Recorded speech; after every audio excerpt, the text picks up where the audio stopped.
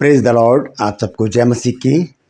एक और सुबह परमेश्वर ने हमें दिखाई है, एक और दिन हमारे जीवन में जोड़ दिया। हम परमेश्वर को अनगिनत बार धन्यवाद दें। आप सबका स्वागत करता हूं अपने चैनल पर। आप सबको जय मसीह की। प्रभु आपको आशीष दे, आपकी रक्षा करे, आपके साथ रहे। एक नए संदेश के साथ आपके सम्मुख को उपस्थित हूँ। मैं आपका दोस्त पास्टर राज मसीह, और आज का संदेश जो है वो प्रभु यीशु मसीह की मृत्यु के दूसरे दिन के रहस्य पर है कि यीशु मसीह ने गुड फ्राइडे और पुनरुत्थान के दिन के बीच क्या किया, वो आज मैं आपको बताना चाहता हूँ बाइबल से। तो बने रहिएगा मेरे साथ और पूरा संदेश सुनिएगा ताकि बात आपकी अच्छी तरह से समझ में आ जाए। और अगर पसंद आता है, समझ में आती है बात, तो इसे ज़रूर शेयर कीजिए ताकि और भी लोग इन बातों को जान सकें। Praise the Lord. तो एक छोटी सी प्रार्थना करते हैं, उसके बाद आज के वचन को हम शुरू करेंगे। जीवित और महान दयालु पिता परमेश्वर, मैं तेरा धन्यवाद देता हूँ आज की सुबह के लिए। मैं विनती करता हूँ प्रभु जी, आज के वचन को शेयर करने में मेरी मदद सहायता कर। मेरे होठों को, मेरे दिल दिमाग को छूकर ब्लेस कर। मेरी आत्मा, मेरा शरीर तेरे ही कब्जे में रहे ताकि बोलने वाला मनुष्य नहीं बल्कि तेरा आत्मा हो। जितने भी लोग इस वचन को देख रहे हैं, सुन रहे हैं, उन सब पर मैं तेरी आशीष बोलता हूँ। हर एक को आशीषित कर, हर एक की रोग, बीमारी, चिंता, परेशानी को अपने सामर्थ्य नाम के द्वारा दूर कर। प्रभु यीशु के नाम से मांगते हैं, आमीन। Praise the Lord. तो आइए आज के संदेश को हम शुरू करेंगे।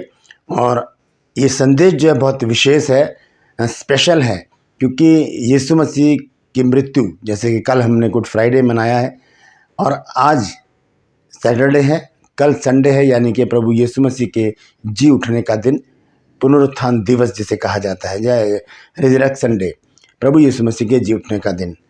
तो जी उठने का दिन और मरने का दिन, इन दोनों के बीच के दिन यीशु मसीह कहाँ थे, क्या कर रहे थे, इस विषय में आज हम जानेंगे। लेकिन इससे पहले मैं कुछ बात आपको बताना चाहता हूँ कि उत्पत्ति से लेकर मूसा की व्यवस्था तक, उत्पत्ति से लेकर मूसा की व्यवस्था तक, मूसा की व्यवस्था से लेकर यीशु मसीह तक, यीशु मसीह से लेकर मेरे और आप तक क्या क्या था, क्या क्या नहीं था, ये देखेंगे। तो सबसे पहले हम देखेंगे यीशु मसीह से मेरे और आप तक हमारे पास एक उद्धारकर्ता है जिसके ऊपर हम विश्वास करके उद्धार पा सकते हैं। यूहन्ना 3:16 में लिखा है कि परमेश्वर ने जगत से ऐसा प्रेम रखा कि उसने अपना इकलौता पुत्र दे दिया ताकि जो कोई उसके ऊपर विश्वास करे वो नाश ना हो परंतु अनंत जीवन पाए। और मूसा की व्यवस्था से लेकर यीशु मसीह तक उन लोगों के पास व्यवस्था थी। उनका न्याय कैसे होगा? उनका न्याय होगा व्यवस्था के अनुसार, और जिनके पास उद्धार करता है उनका न्याय होगा विश्वास के अनुसार। तो आइए एक वचन हम देखेंगे, रोमियो की पत्री 2 अध्याय और उसका 12वां पद। यहाँ पर लिखा है, इसलिए कि जिन्होंने बिना व्यवस्था पाए पाप किया वे बिना व्यवस्था के नाश भी होंगे, और जिन्होंने व्यवस्था पाकर पाप किया उनका दंड व्यवस्था के अनुसार होगा।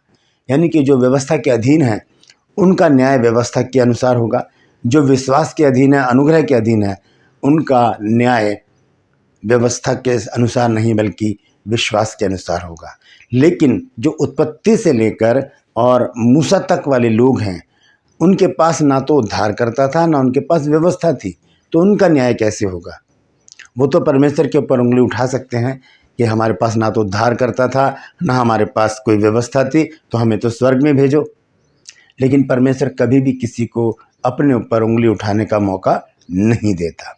उनके लिए परमेश्वर ने एक व्यवस्था की, और वो व्यवस्था थी आज का दिन, यीशु मसीह का मरना, यीशु मसीह का मरने के बाद का दूसरा दिन, इसका रहस्य है। और उसके बाद यीशु मसीह का जी उठना, ये जो बीच के दिन है, इसमें यीशु मसीह ने क्या किया, आइए देखेंगे। हम निकालेंगे पहला पत्रस 3 अध्याय और उसके 18 पद से मैं पढ़ूंगा। यहाँ पर इस प्रकार से लिखा है, इसलिए कि मसीह ने भी अर्थात अधर्मियों के लिए धर्मी ने पापों के कारण एक बार दुख उठाया ताकि हमें परमेश्वर के पास पहुंचाए। वह शरीर के भाव से तो घात किया गया पर आत्मा के भाव से जिलाया गया। और ध्यान से सुनिए क्या लिखा, 19 पद में लिखा है, उसी में उसने जाकर कैदी आत्माओं को भी प्रचार किया। जो कैदी आत्माएं थी कौन सी? उत्पत्ति से लेकर मूसा तक।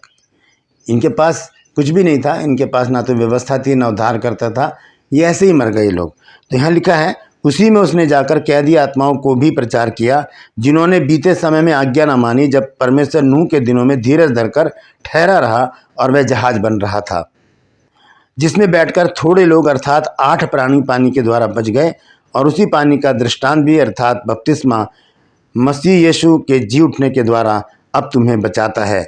उससे शरीर के मैल को दूर करने का अर्थ नहीं, परंतु शुद्ध विवेक से परमेश्वर के वश में हो जाने का अर्थ है। ये जो बीच का दिन है, गुड फ्राइडे और ईस्टर के बीच का दिन, इसमें यीशु मसीह ने क्या किया? अधोलोक में जाकर कैदी आत्माओं को प्रचार किया।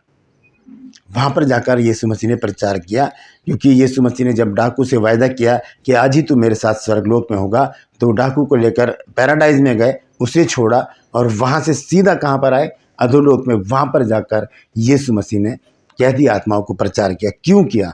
हम देखेंगे 4 अध्याय के 6 पद में क्या लिखा है। पहला पतरस 4 अध्याय के 6 पद में, क्योंकि मरे हुओं को भी सुसमाचार इसीलिए सुनाया गया कि शरीर में तो मनुष्य के अनुसार उनका न्याय हो, पर आत्मा में वे परमेश्वर के अनुसार जीवित रहे। मरे हुओं को यीशु मसीह के द्वारा सुसमाचार प्रचार कराया गया ताकि वो विश्वास करें और वो भी बचाए जाएं, और उनके पास ये मौका ना हो उंगली उठाने का कि प्रभु हमारे पास ना तो व्यवस्था थी, ना हमारे पास उद्धार करता था, तो हम क्या करें, हमें तो सीधा स्वर्ग में भेजो अब। लेकिन परमेश्वर कभी किसी को मौका नहीं देता।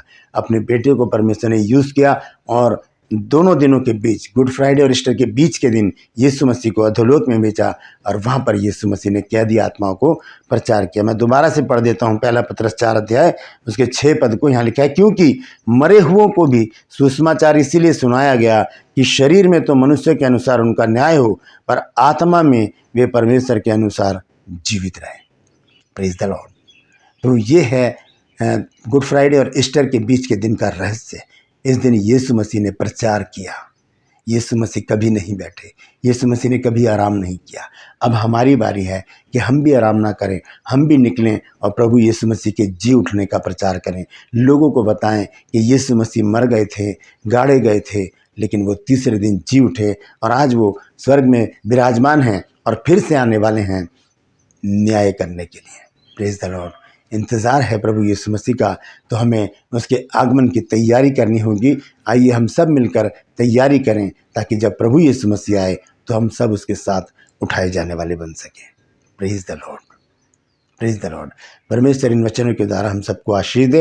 यदि बात आपकी समझ में आ गई है तो इस वचन को जरूर शेयर कीजिए, आगे बढ़ाइए, ताकि बहुत से लोग इस सच्चाई को जान सकें, इस रहस्य को जान सकें कि ईस्टर और गुड फ्राइडे के बीच के दिन प्रभु यीशु मसीह कहाँ थे, क्या कर रहे थे और उन्होंने क्या किया, क्यों किया।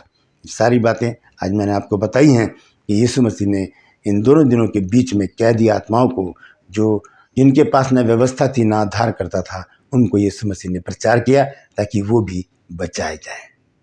परमेश्वर इन वचनों के द्वारा हम सबको आशीष दे। आज के लिए बस इतना ही। मैं आपसे गुजारिश करता हूँ, यदि अभी तक आपने मेरे इस चैनल को सब्सक्राइब नहीं किया है तो अभी सब्सक्राइब कर लीजिए, बेल आइकन को दबाइए ताकि नोटिफिकेशन आपके पास पहुँचे और नया वीडियो बिना व्यवधान के आपके पास पहुँच जाए। मेरे वीडियोस को लाइक कीजिए, शेयर कीजिए और कमेंट सेक्शन में आकर मुझे ज़रूर बताइए कि आपको मेरा प्रयास कैसा लग रहा है। Praise the Lord. मेरा एक और चैनल है जिसका नाम है जीसस माई लाइफ, उसे भी ज़रूर सब्सक्राइब कीजिए और उसका लिंक मैंने डिस्क्रिप्शन में डाला हुआ है, उसे क्लिक कीजिए, उसे सब्सक्राइब कीजिए, क्योंकि बहुत जल्दी हम उस पर एक बाइबल प्रतियोगिता शुरू करने जा रहे हैं। तो बने रहिए हमारे साथ। परमेश्वर आप सबको आशीष दे, आपकी रक्षा करें। आज के लिए बस इतना ही। फिर मिलूंगा एक नए संदेश के साथ, एक नए वीडियो को लेकर। तब तक के लिए मुझे आज्ञा दीजिए, लेकिन अपना ख्याल रखिए। Praise the Lord.